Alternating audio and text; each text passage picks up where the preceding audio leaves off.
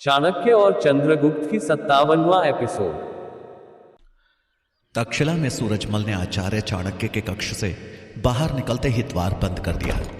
यह देख कक्ष के अंदर चोरी से घुसे व्यक्ति की हालत खराब हो गई।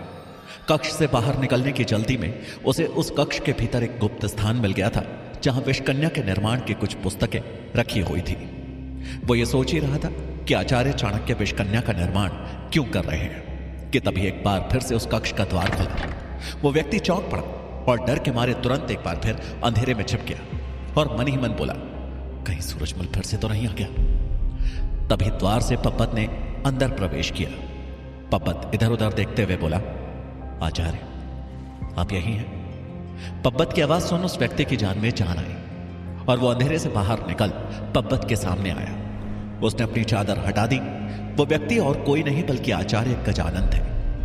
उन्हें देखते ही पब्बत ने कहा, जल्दी चलिए आचार्य, सूरजमल यहां से दूर जा चुका है, लेकिन वो कभी भी वापस आ सकता है। गजानन ने हाँ में सर हिलाया और दोनों ही चाणक्य के कक्ष से बाहर निकले।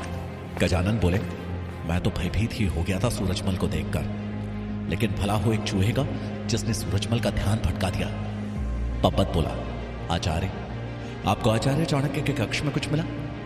पब्बत के प्रश्न को सुन गजानन के चेहरे पे गंभीर भाव उभर आए। वो मन ही मन सोचने लगे, पब्बत या किसी को कुछ भी बताना जल्दबाजी होगी। जब तक मैं स्वयं इस रहस्य की जड़ तक नहीं पहुंच जाता, मुझे किसी को भी इस बारे में नहीं बताना चाहिए। गजानन को यूं चुपचाप देख पब्बत ने फिर पूछा, क्या हुआ आचार्य, आपको कुछ परेशान कर रहा है? गजानन ने बात छुपाते हुए कहा, कुछ खास नहीं, लेकिन हां, जल्दी ही मैं आचार्य चाणक्य के एक ऐसे रहस्य तक पहुंच जाऊंगा जो उनकी नींव हिलाकर रख देगा। लेकिन अभी कुछ भी कहना जल्दबाजी होगी। पहले हमें ज्ञात करना होगा कि आखिर चाणक्य का लक्ष्य क्या है। पब्बत ने पूछा, लक्ष्य? उनका क्या लक्ष्य हो सकता है सिवाय हमें हराने के?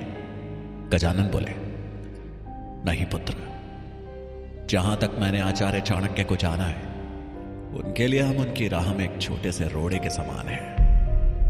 वो दूरदर्शी है और इसका प्रमाण है उनका सिकंदर के खेमे में जाना, जिसका साहस गुरुकुल के और किसी भी आचार्य में नहीं है। वो अवश्य ही कुछ बड़ा सोच रहे हैं। पब्बत गजानन की बात सुनकर हैरान था कि आखिर ऐसा क्या सोच रहे हैं आचार्य चाणक्य। तक्षशिला में जहां गजानन के हाथ चाणक्य के रहस्य तक पहुंचने की चाबी लग चुकी थी, वहीं मगध में अमात्य विशाखा के नए रूप को देखकर हैरान थे। विशाखा को महाराज धनानंद के सामने नृत्य करता देख अमात्य के तो होश ही उड़ गए थे। उन्होंने उसे रोकना चाहा, लेकिन महाराज खुद ही उसे अपनी बाहों में भरे हुए थे, इसलिए अमात्य उसे महाराज की बाहों से छुड़ाने की गलती नहीं कर सकते थे। कुछ देर बाद नृत्य खत्म होते ही धनानंद ने देखा कि अमात्य आए हैं। धनानंद ने उच्च स्वर में कहा, अमात्य आप खड़े क्यों हैं? आइए यहां बैठिए। अब अमात्य आज्ञा का पालन कर धनानंद के साथ उनकी बगल में बैठे हुए थे। विशाखा ने महाराज के सामने मदिरा से भरा पात्र पेश किया और बोली, महाराज आपके लिए स्वादिष्ट मदिरा। इतना बोलकर उसने एक पात्र अपने हाथ से उठाया और महाराज के मुंह के सामने करती हुई बोली, महाराज मेरे कोमल कोमल हाथों से ये मदिरा ग्रहण कीजिए। इतना कहकर उसने मुस्कुराते हुए तिरछी नजर से अमात्य को देखा और महाराज के मुंह में मदिरा का पात्र रख दिया। अमात्य को अंदर ही अंदर गुस्सा आ रहा था, लेकिन महाराज के सामने वो कुछ कर भी नहीं सकते थे।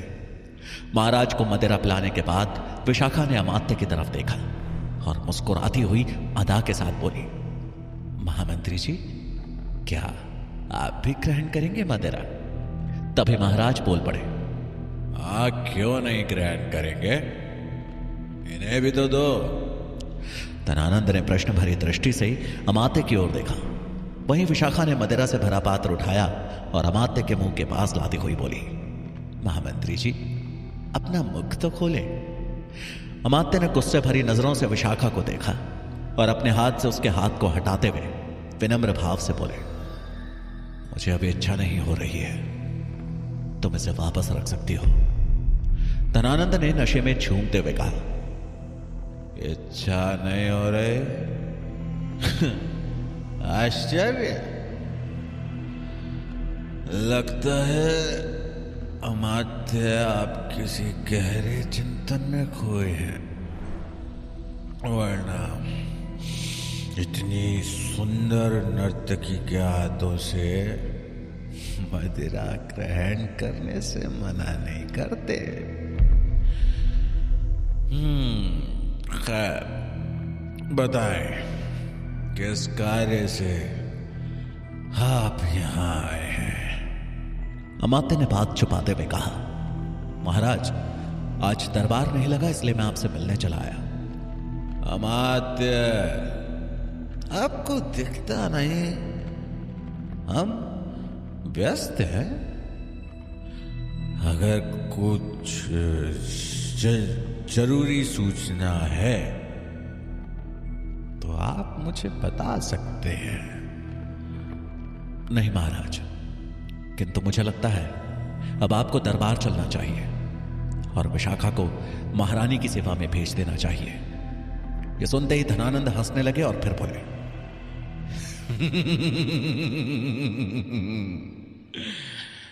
विशाखा आज से कहीं नहीं जाएगी, वो मेरी सेवा में रहेगी, खास दासी बनकर। महारानी के लिए किसी दूसरी दासी का प्रबंध कर दो। क्यों विशाखा? विशाखा ने अमात्य की तरफ देखा, कुटिल मुस्कान के साथ बोली। अवश्य महाराज, मैं तो आपके चरणों की दासी हूं। अगर आपको मेरा नृत्य पसंद आया तो मैं ऐसे ही रोज आपका मनोरंजन करती रहूंगी। अमात्य के चेहरे पर विशाखा के प्रति गुस्सा साफ झलक रहा था। उन्होंने मन ही मन कहा, वैश्यालय से मैं इसे राजमहल लेकर आया और ये मेरे साथ ही धोखा कर गई। इसे अभी ज्ञात नहीं है कि अमात्य कौन है। इसकी जिंदगी वापस वैश्या से भी बदतर नहीं करती तो मैं भी अमात्य नहीं।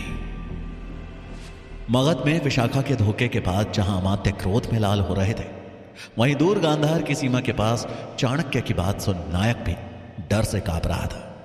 आचार्य चाणक्य ने नायक से कहा, तुम्हें सिकंदर के खेमे में जाना होगा। नायक आश्चर्य से बोला, सिकंदर के खेमे में? और मैं? नहीं आचार्य, मैं मरना नहीं चाहता। चाणक्य बोले, लेकिन तुमने तो मेरा सेवक बनना स्वीकार किया था, क्या तुम अपने मालिक की बात नहीं मानोगे? नायक डरते हुए बोला, आचार्य आप कुछ और बोले, मैं करने को तैयार हूं, लेकिन सिकंदर के खेमे में जाना, नहीं, ये मुझसे नहीं होगा। ये तो जानबूझकर शेर के मुंह में जाने की तरह होगा। चाणक्य जानते थे कि नायक जैसा व्यक्ति जानबूझकर मौत के मुंह में तब तक नहीं जाएगा जब तक वहां उसके फायदे की कोई बात ना हो। उन्होंने कठोर स्वर में कहा, अगर तुम मेरी बात नहीं मान सकते तो तुम मेरे सेवक बनने के योग्य नहीं हो। आज से तुम अपना रास्ता खुद चुन सकते हो। रही बात सिकंदर के खेमे में जाने की, तो मैं तो वहां अवश्य ही जाऊंगा, वो भी बिना किसी सहायता के। यह सुनते ही नायक चौंक गया। उसने मन ही मन कहा, अगर मैंने इस ब्राह्मण का साथ छोड़ा तो मेरी तो 200 स्वर्ण मुद्राएं तुरंत ही गायब हो जाएंगी। नहीं, मैं अपनी मेहनत ऐसे बेकार नहीं जाने दे सकता। तब तक आचार्य चाणक्य और चंद्रगुप्त नायक को छोड़ आगे बढ़ चुके थे। नायक ने सोचते हुए खुद से कहा, ये ब्राह्मण सिकंदर के खेमे में क्यों जाना चाहता है, और इनके साथ ये बालक कौन है? कुछ रहस्य तो अवश्य ही है। देखने में ये बालक किसी उच्च घराने का लगता है। क्या करूं, इनका साथ दूं या नहीं? उसने कुछ पल के लिए सोचा और फिर पीछे से पुकारते हुए कहा, आचार्य, मैं आपके साथ चलने के लिए तैयार हूं, लेकिन मैं आपको सिर्फ उस खेमे की सीमा तक ही लेकर जाऊंगा।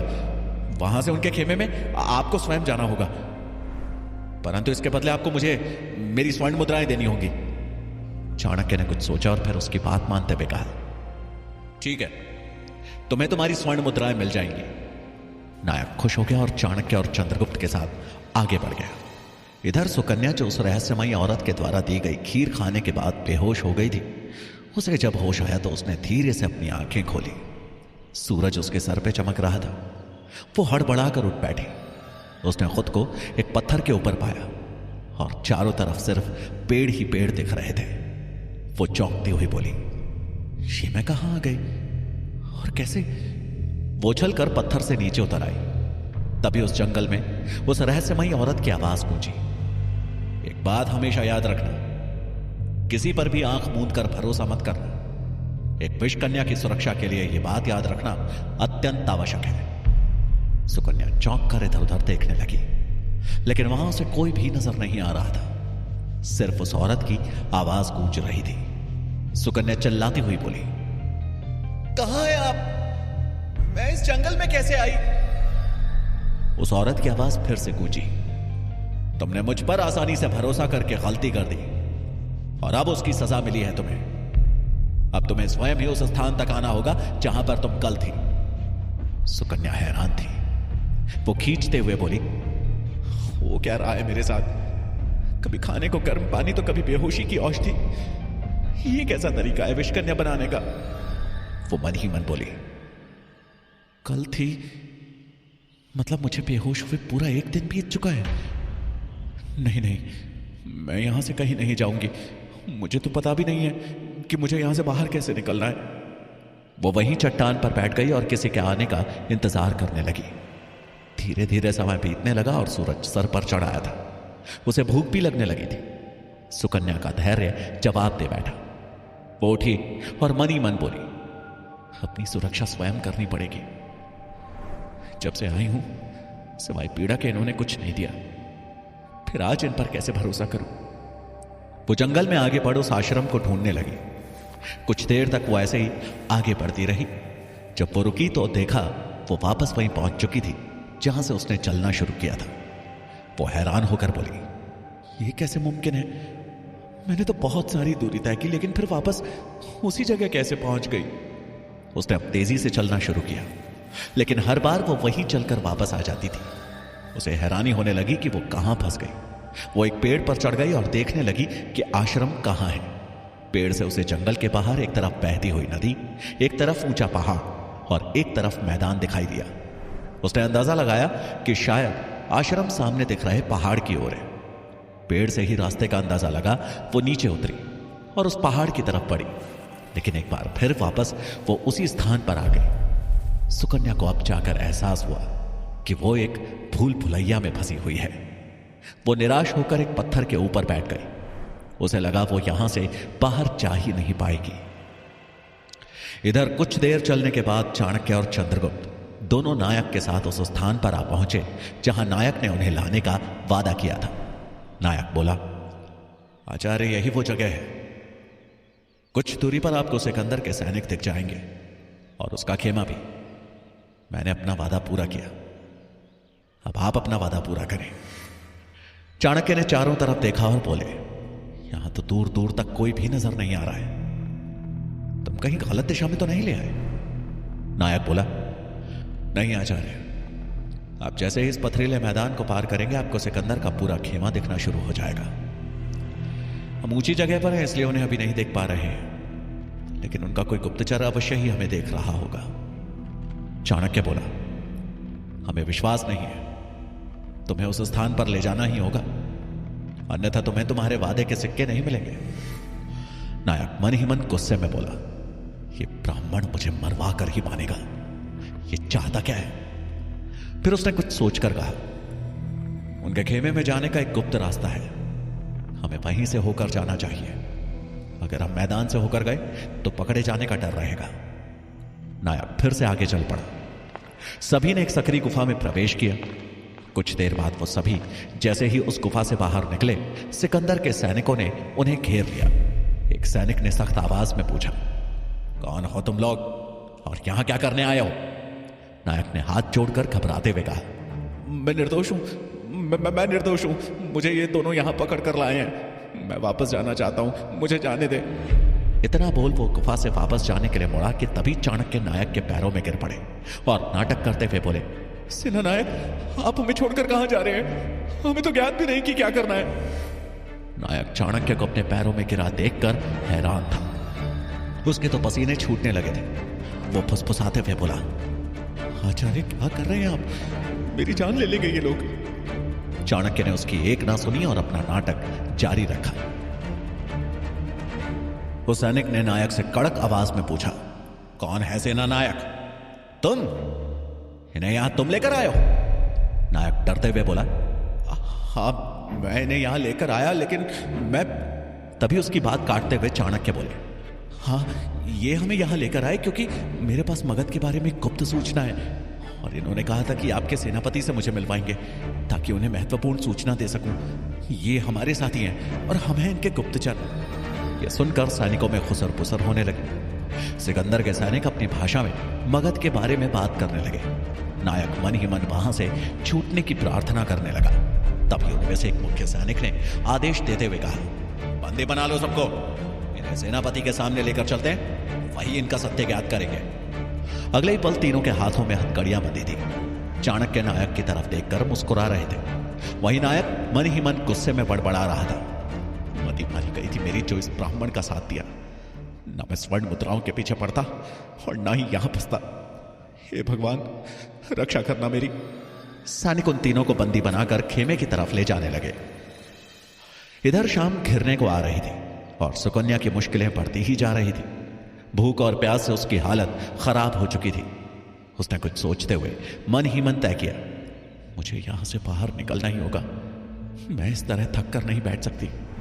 अगर मुझे यहां लाया गया है तो यहां से बाहर जाने का रास्ता भी अवश्य होगा। यह सोच सुकन्या अपने स्थान से उठी और ध्यान से इधर उधर देखने लगी। उसने ध्यान से देखा तो पाया कि एक स्थान पे पेड़ों की संख्या बहुत अधिक है और वहां पे जंगली झाड़ियां कुछ ज्यादा ही मात्रा में उगी हुई है। सुकन्या उस तरफ गई तो उसे वहां एक रास्ता दिखा। सुकन्या बोली, अक्सर लोग सीधा रास्ता चुनते हैं, लेकिन ऐसी टेढ़ी जगह पहुंचने और यहां से निकलने का रास्ता भी टेढ़ा ही होगा। क्यों ना एक बार इस रास्ते से निकलकर देखा जाए। यह तय कर सुकन्या उस रास्ते पे आगे बढ़ी।